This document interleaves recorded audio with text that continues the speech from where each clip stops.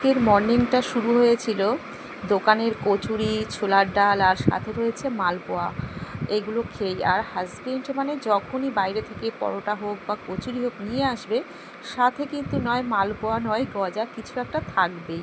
তো যাই হোক, আমরা টিফিন খাওয়া কমপ্লিট করে ফেললাম। আর এদিকে আমি চলে এসেছি রান্নাতে।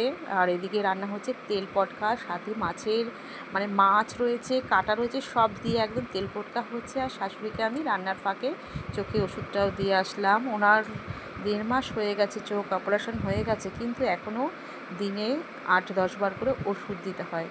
তো সেটাই ওনাকে দিয়ে আসলাম। আর এদিকে রান্নাও আমার বেশি আজকে ঝামেলা নেই। তো যেটাই করছি, তো এটা করেই একবার ঠাকুর ঘরে চলে যাব স্নান সেরে। যদিও বা আজকে হাজব্যান্ড পুজোটা দিয়ে রেখেছিল, আর ও যদি পুজোটা দিয়ে রাখে না, আমার অনেকটা মানে স্বস্তি হয়, মানে অনেকটা হালকা, মানে সেই টেনশনটা থাকে না যে কি পুজোটা দিতে হবে। কিন্তু তারপরেও কিন্তু আমি স্নান সেরে ঠাকুর ঘরে যদি না যাই, সত্যি মনটা শান্তি হয় না। আর মেয়ে চলে যাবার পর থেকে না, আমি প্রত্যেক দিন ঠাকুর ঘরে ঢুকে পুজো দেওয়ার পরে আমি কিন্তু সাথে সাথে গীতাটাও পাঠ করি। আর না পড়লে আমার মন সত্যি ভালো লাগে না।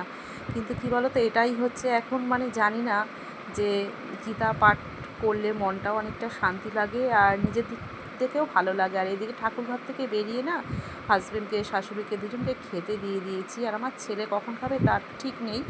আর এদিকে দেখো, আজকে তো দেখালাম তোমাদেরকে যে কুমড়ো সেদ্ধ দেবো, পেঁপে সেদ্ধ দেবো। তো কুমড়ো সেদ্ধটা এতটা লাল আর এতটা মিষ্টি, খেতে খুব ভালো। আর এদিকে করেছি হচ্ছে আমের ফলসি আর টমেটো দিয়ে টক ডাল। আর এটা হচ্ছে কালকেরই মাছ। আর এই দেখো করেছি পটকা, আর দারুণ কিন্তু হয়েছিল খেতে।